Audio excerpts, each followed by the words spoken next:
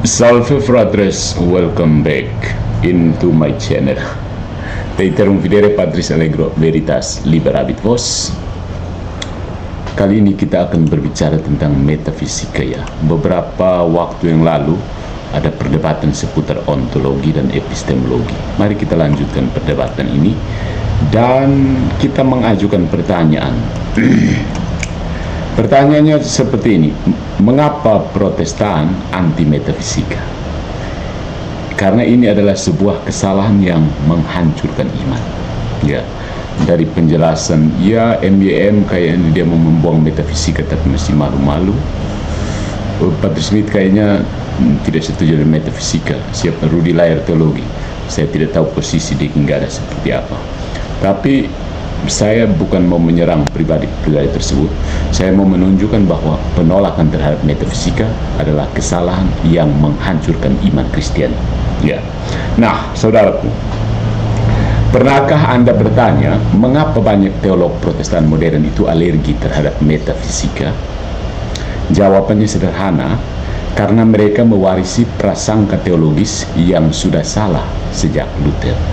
Dan kesalahan ini kalau dibiarkan akan terus melahirkan dua anak kembar, fideisme buta dan relativisme postmodern. Fideisme itu artinya percaya sejak percaya buta. Relativisme postmodern itu artinya ya kita sama benarnya, sama saja begitu. Nah, akar masalahnya adalah sola scriptura dan jarak radikal Tuhan dan manusia. Martin Luther itu si Romo yang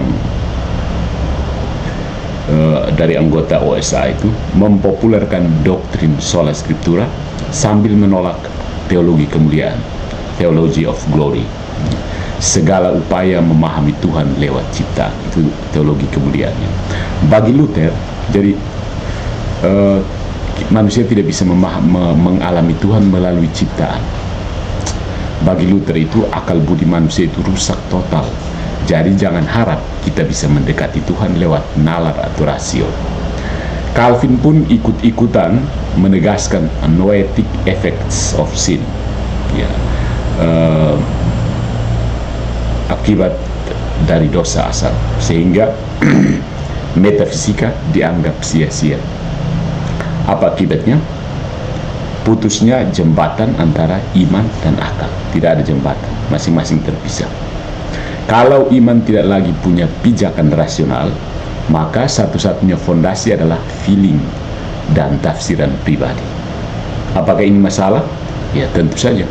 Karena dari sinilah lahir ribuan denominasi yang saling bertentangan. Jika semua orang membaca Alkitab sendiri-sendiri tanpa fondasi filosofis yang kokoh, apa yang membedakan wahyu dengan ilusi? Nah, warisan buruk ini datang ke dunia modern. Ya. Pandangan anti metafisika Protestan ini bukan hanya urusan abad ke-16. Dia meracuni pemikiran barat sampai sekarang. Descartes misalnya mencoba tambal sulam dengan menjadikan Tuhan sebagai penjamin rasio, tapi tetap memisahkannya dari dunia. Kant, Immanuel Kant melanjutkan dengan menendang Tuhan ke postulat moral, alias Tuhan hanya hipotesis etika. Dia diandaikan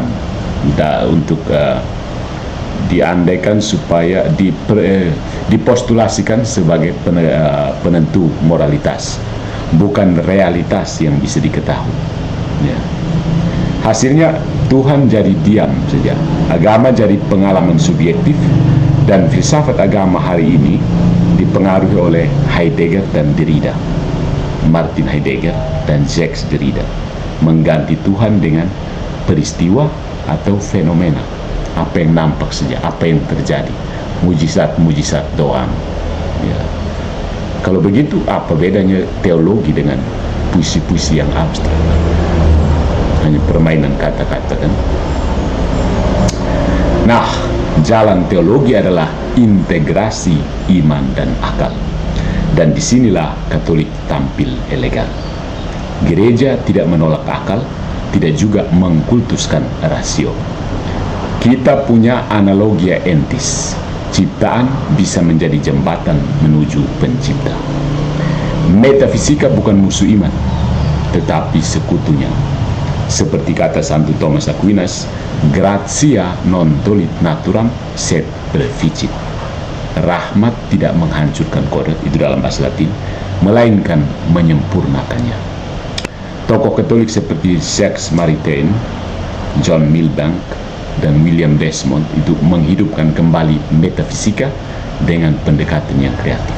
Jadi mereka menunjukkan bahwa akal manusia memiliki hasrat akan keberadaan, punya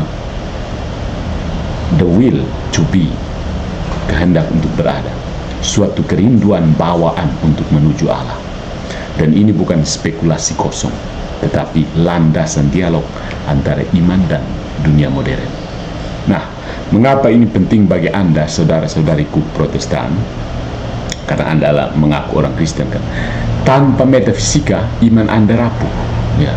Anda kira sudah berpegang pada Alkitab saja, padahal Anda sedang berdiri di atas tafsiran subjektif yang bisa berubah besok pagi.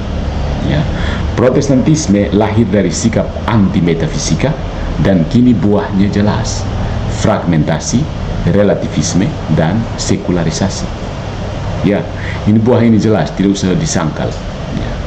Gereja Katolik tidak takut pada filsafat karena kebenaran tidak takut diuji. Yesus bukan hanya sabda yang menjadi daging, tapi juga logos yang memberi makna pada ciptaan.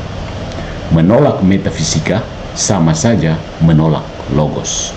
Dan jika Anda menolak logos, jangan heran jika dunia menjadi kaos, kacau. Kalau Anda serius mencari kebenaran yang utuh, bukan hanya potongan ayat yang Anda tafsir sendiri, mari lihat kembali warisan gereja yang kaya. Iman yang bersahabat dengan akal, bukan memusuhinya. Jadi tidak usah sekarang lagi presuposisionalisme, apa segala macam, hanya untuk membenarkan penolakan terhadap metafisika dan teologi natural. Kosong semua itu. Follow for more into the jungle of this world of view. I don't know what it is to be called.